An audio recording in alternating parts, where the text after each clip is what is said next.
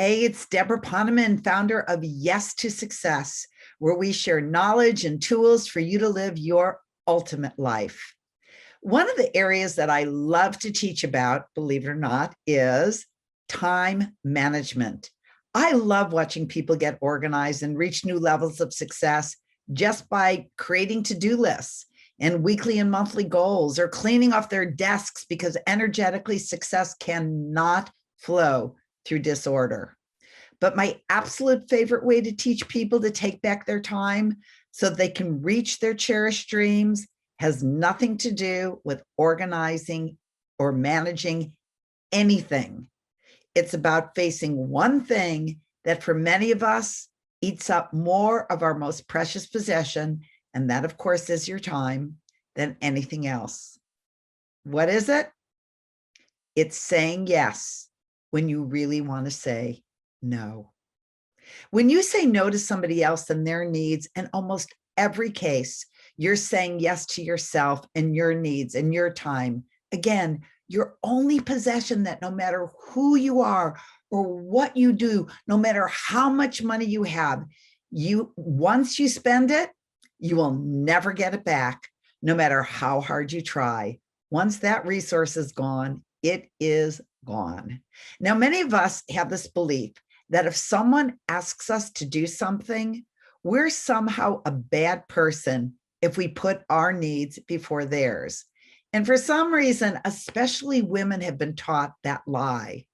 But the truth is that when you take care of yourself and your needs, ultimately, everyone gets taken care of.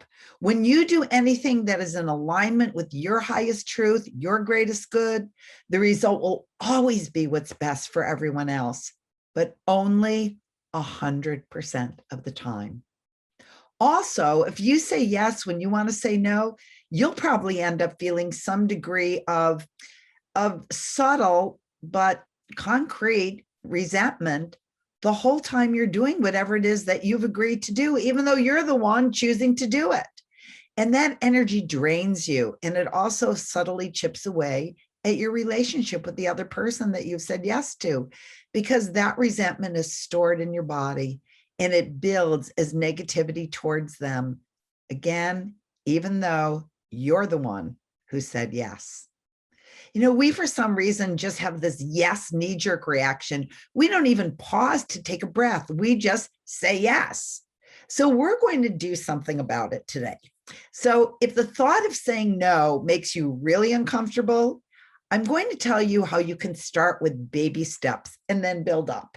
Okay? So here are a couple you can take to start getting that no muscle developing. First, start with little things. This one is a great place to start for us recovering yesaholics. I learned it from my dear friend Marcy Shimoff of Chicken Soup and Your Year of Miracles fame. And that is, when you walk through the department store and the perfume demonstrator asks you if you want a perfume demonstration, in a very nice way, you can say, "No, thank you. I'm sure it's lovely, but I'm not wanting any today."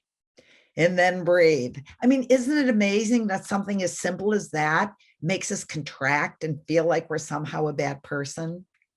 Another baby step is if somebody calls you asking for a donation to a cause, instead of being rude like they expect you to be, say something kind like, "Oh, I'm really not interested right now, but I know you have such a hard job and I wish you great success tonight." They will not believe that you said something so nice while you're saying no. And usually they'll say something back like, "Wow, thanks. That's so nice of you. I mean, you just said no and you made their day."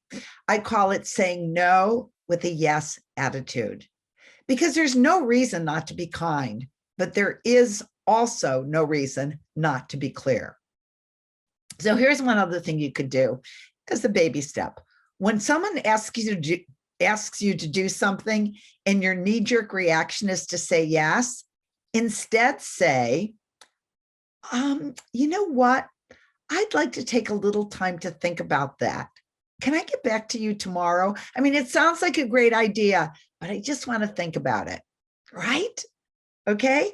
And that will give you 24 hours to take a few deep breaths, get centered, think about what's really best for you, and get back to them with your true answer. And it may be yes, I don't know, but it will be a well thought out and a carefully weighed yes. I was recently asked to join the board of directors of a nonprofit, and I watched myself, and I knew that the old Deborah, who said yes just because she wanted to be liked, would have said yes while thinking, oh, I so don't have time to do this. But because I've been watching myself, this time I said, I am so honored and that you asked me to be on the board, but I need to think about it and I'll get back to you. And after I thought about it, it was a clear no.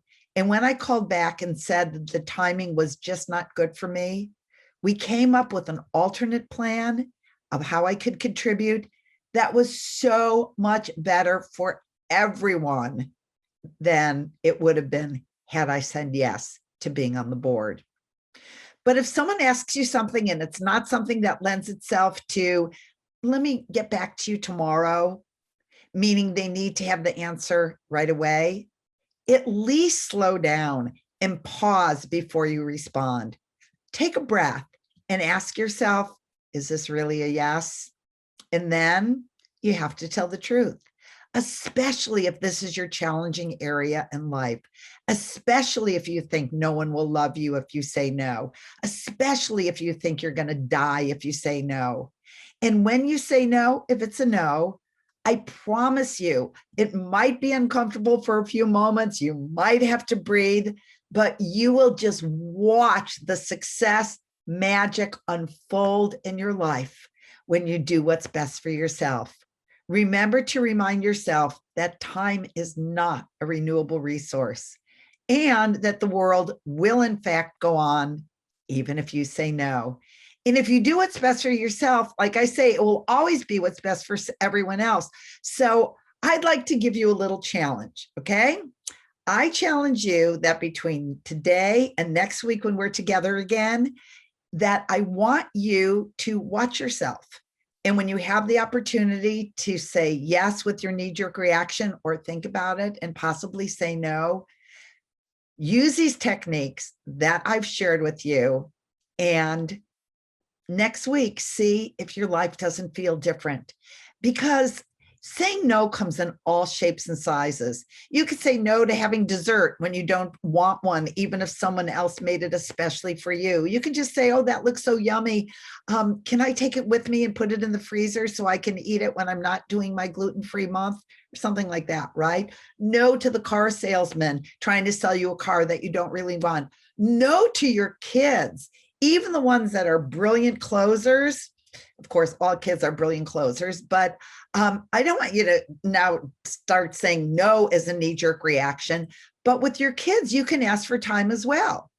Time really works like magic with them. You can say, that sounds like it could be a good idea, but let me take a few minutes to think about it, and then I'll get back to you. And by the time you're ready to give them the answer, they can't even remember that what they asked you for. Trust me.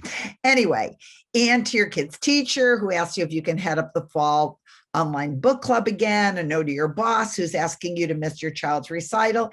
And notice how empowered you feel when you do say no. And notice how that higher intelligence shows up and takes charge, and everything unfolds more perfectly than it would have had you said yes.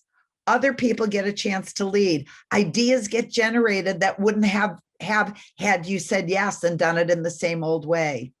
Saying no to something you really don't care that much about allows you to say yes to the things that you do, like your family and yourself. If you show others that you have healthy boundaries and you have your own priorities, you will be in integrity, and you will gain the respect and even the admiration of other people. And to end this message, I want to share two quotes.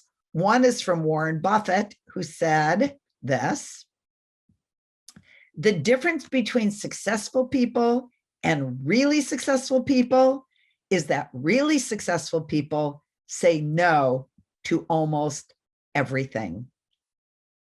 And the other is from former British Prime Minister Tony Blair, who said, "The art of leadership is not about saying yes.